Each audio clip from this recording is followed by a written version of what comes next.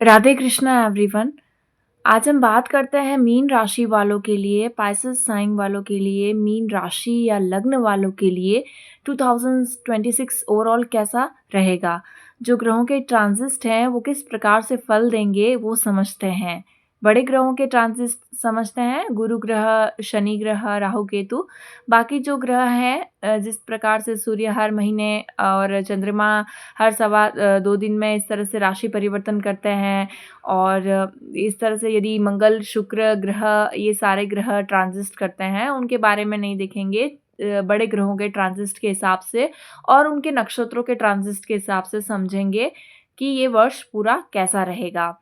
वहीं अगर मैं और बात करूँ तो ये ओवरऑल जो चीज़ें हैं हर किसी के लिए, यानी कि मीन राशि वाले कितने लोग होंगे, सभी के लिए एक जैसा पूरा वर्ष जाएगा ये पॉसिबिलिटीज़ नहीं है, क्योंकि काफ़ी चीज़ें देखनी पड़ती है। पर्सनल जो चार्ट है उसमें महादशा कैसी चल रही है, जो ग्रह के गोचर हैं, नक्षत्रों के गोचर हैं, वो नवतारा चक्र पद्धति के अनुसार कौन से तारा में आते हैं, और समुदाय अष्टक वर्ग में कितने जो है पॉइंट्स हैं उस हाउस को जिस पे ग्रहों का ट्रांजिट हो रहा है। कितनी सारी चीज़ें हैं जो कि डिपेंड करती है किसी का भी एक लाइफ का जो इवेंट्स हैं या छोटी-छोटी चीज़ें जो होती है। लेकिन ओवरऑल एग्ज़िस्ट है कि ये पाइसेस वालों को यहाँ पर पूरे वर्ष में इस तरह से लाभ मिल सकते हैं। तो प्रेज़ेंट सिचुएशन की बात करें तो अभी जो मीन लगन है जिनका, या चंद्रमा मीन राशि में है, स्पेशली चंद्रमा जिनके मीन राशि में है, उनका बहुत ज़्यादा इमोशनल टर्मॉइल वाला पीरियड चल रहा है। काफ़ी ज़्यादा भावनात्मक रूप से एक प्रॉब्लम कह सकते हैं, या फिर एक जो है कॉम्प्लिकेटेड टाइम चल रहा है, क्योंकि चंद्रमा के ऊपर से शनि का ट्रांजिट होता है और ये पीक 7.5 ही है। तो इस हिसाब से कह सकते हैं कि ये बहुत ज़्यादा थोड़ा इस तरह से टाइम पीरियड है। वहीं अगर रिस्पॉन्सिबिलिटीज़ निभाते हैं, ज़िम्मेदारियाँ लेते हैं, अपना समझते हैं कि हाँ, हमें ये रिस्पॉन्सिबिलिटीज़ तो निभानी ही है, तो ये इतना प्रॉब्लमेटिक नहीं होगा। ठीक है, सैटर्न रिस्पॉन्सिबिलिटीज़ है, सैटर्न डिसिप्लिन है, तो अगर ये सारे चीज़ें हैं ऑलरेडी एक नेचर में, तो ये इतना कॉम्प्लिकेटेड नहीं होगा, थोड़ा ठीक-ठाक यानी कि होगा।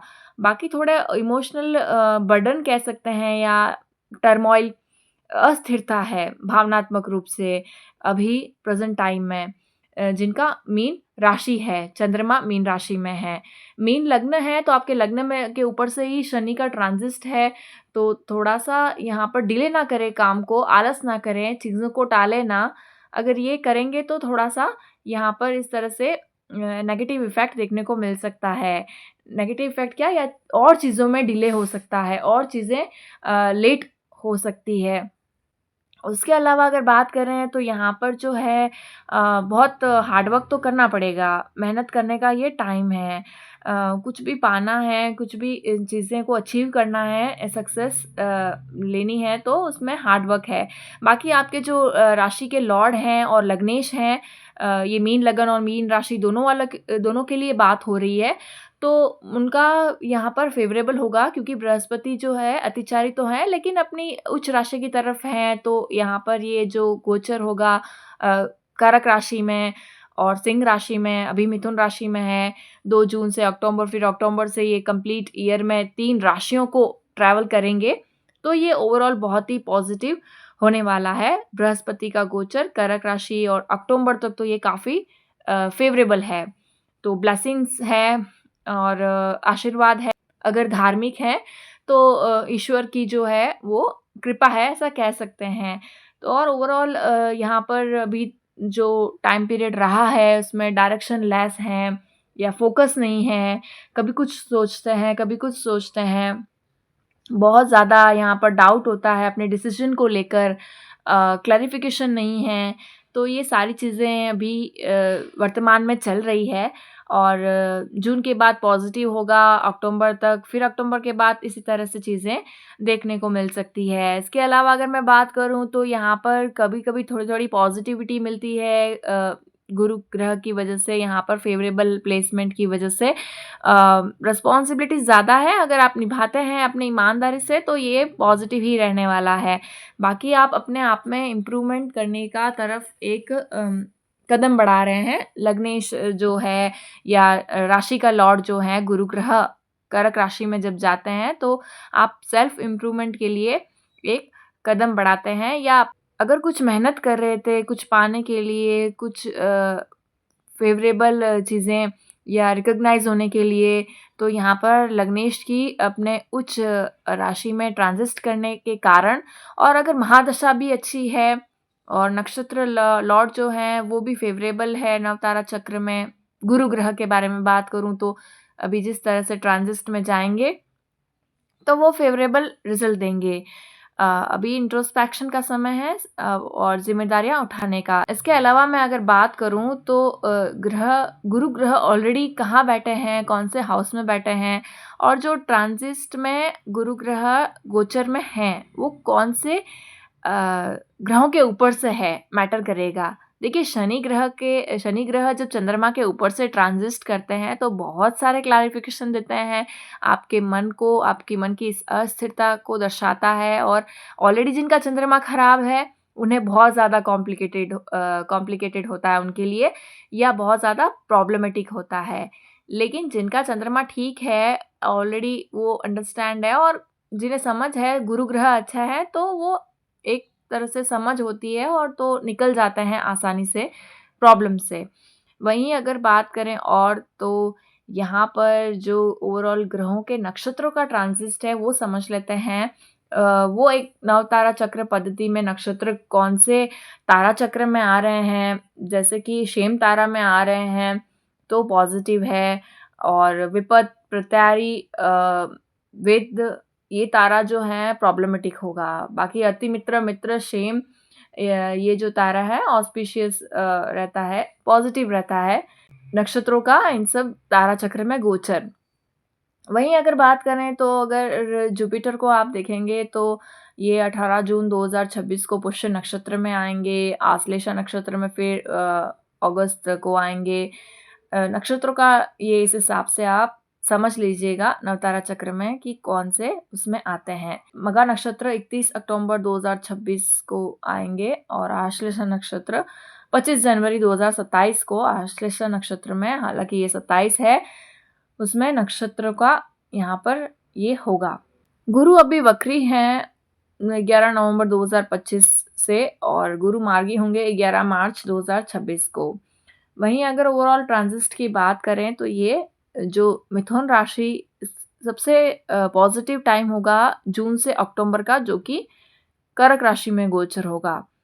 फाइन। और उसके अलावा यहाँ पर सिंह राशि के में भी गोचर 6th हाउस में होगा, लेकिन ओवरऑल पॉजिटिव ही रिजल्ट देंगे। अपनी पंचम दृष्टि से ये देखेंगे दशम भाव को, और सप्तम दृष्टि से देखेंगे ये द्वादश भाव को, और उसके बाद में ये नवम दृष्टि से तृतीय भाव को देखेंगे। तो सिंह राशि में भी गोचर पॉजिटिव ही होगा। तो उनकी दृष्टियां बहुत महत्वपूर्ण होती है गुरु ग्रह की। उसके अलावा सैटर्न की बात करें तो सैटर्न भी यहाँ पर फेवरेबल है, जैसे मैंने कहा कुछ अप्स डाउन्स, इमोशनल टर्मोइल के अलावा पॉजिटिव ही है। पूरे साल मीन राशि में ही रहने वाले हैं और उत्तरा भाद्रपद नक्षत्र में ये 20 जनवरी से गोचर करेंगे। जब उत्तरा भाद्रपद नक्षत्र में 20 जनवरी से ये ट्रांजिट में आएंगे तो अपने ही नक्षत्र में, शनि के ही नक्षत्र, अपने ही नक्षत्र में ये होंगे। और ये जो है नक्षत्र एक अहिर्बुद्ध का नक्षत्र है, तो पॉजिटिव ही है, यहाँ पर नेगेटिव नहीं होता है।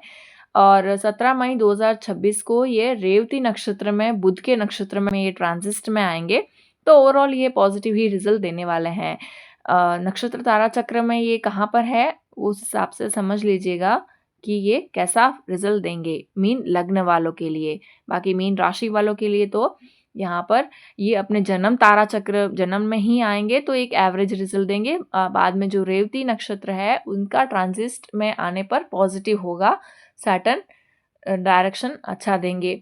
बाकी ओवरऑल अगर देखें तो अभी जो प्रेजेंट टाइम पीरियड है, यानी कि 2 जून से पहले तो वहाँ पर तो ये 10th हाउस काफ़ी एक्टिव है। आप कोई जॉब ढूंढना चाहते हैं, जॉब करना चाहते हैं, जो भी जॉब मिल रही है अपॉर्चुनिटी ग्रैब कर सकते हैं, क्योंकि यहाँ पर शनि का जो है दशम दृष्टि है दशम भाव पर, और गुरु ग्रह की सप्तम दृष्टि है दशम भाव पर। दोनों ही एक ही राशि को देख रहे हैं, धनु राशि को, और दशम भाव में आ रही है ये। तो इस हिसाब से ये यहाँ पर बहुत पॉजिटिव टाइम होगा यहाँ पर मीन लग्न वालों के लिए और मीन राशि वालों के लिए। चंद्रमा जिनका मीन राशि में है उन लोगों के लिए। अभी बात कर लेते हैं राहु ग्रह का कैसा रहेगा यहाँ पर। ये पूरे साल 12वें भाव में ही है और सतभिषा नक्षत्र में गोचर में रहेंगे, तो ओवरऑल पॉजिटिव ही रिजल्ट देंगे। अपना ही राहु का अपना खुद का नक्षत्र है, ट्रांसफॉर्मेशन तो है, लेकिन ये जीवन, ये टाइम ही ट्रांसफॉर्मेशन का है। कुछ बदलाव, कुछ चीज़ों को बदलना का ये यहाँ पर समय है अभी। शनि और पॉजिटिव वे में, क्योंकि गुरु ग्रह उच्च के हो रहे हैं, लग्नेश और चंद्रमा के जो राशि के लॉर्ड हैं वो उच्च के हो रहे हैं, तो यहाँ पर ओवरऑल बदलाव और पॉजिटिव वे में। बाकी महादशा कौन सी चल रही है उसके ऊपर, अंतरदशा कौन सी चल रही है, थोड़ा सा उसके ऊपर भी चीज़ें अफेक्ट में रहेगी। ओवरऑल यहाँ पर देखें तो केतु ग्रह जो है वो सिंह राशि में रहेंगे और एक बार यहाँ पर गुरु केतु का कंजक्शन भी होगा। तो ओवरऑल ये इस तरह से चीज़ें रहेगी और पॉजिटिव वे में है। हेल्थ ज़्यादा अफेक्ट नहीं होगी, बुरी नहीं अफेक्ट देगी। राहु ग्रह का 12वें में होने से चीज़ों को छोड़ना या परेशान होके कहीं जाने का बहुत ज़्यादा यहाँ पर रहेगा। लेकिन ये धार्मिक यात्रा भी होगा, धार्मिक यात्रा यहाँ बहुत पॉसिबिलिटीज़ दिखती है। यहाँ पर जब भी मन परेशान हो, मन बेचैन हो, तो एक ट्रैवल करना पड़ेगा शॉर्ट टाइम के लिए करके, और वो भी ट्रैवल कहाँ पर करें, धार्मिक यात्रा कर सकते हैं, जो कि फिर से एक पॉजिटिविटी लाएगी। तो इस तरह से ये ओवरऑल पूरा 2026 होने वाला है। राहु ग्रह केतु ग्रह चेंज नहीं होंगे हैं दिसंबर तक। तो दिसंबर के बाद ये राहु ग्रह मकर में आएंगे और केतु ग्रह जाएंगे चंद्रमा की राशि कर्क में। तो इस तरह से ये अपना रिजल्ट देंगे। बाकी राहु ग्रह का यही है कि ये जो गेन्स लाएंगे, अगर हालांकि ये बहुत लेट है, 5 दिसंबर 2026 को यहाँ पर मकर राशि में ट्रांजिट में आएंगे। तो ये 27 की शुरुआत से ही एक नेटवर्क या गेन होना, या जो चीज़ें हैं वो बिजनेस है, या तो उसमें एक पॉजिटिव, अब आपके लाभ भाव में आएंगे तो पॉजिटिव रिजल्ट देंगे।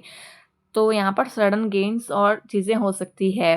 6th में केतु है, थोड़ा सा हेल्थ को लेकर कॉन्शियस रहें अगर पहले से ही कोई प्रॉब्लम चली आ रही है या इस तरह से। बाकी तो पॉजिटिव है।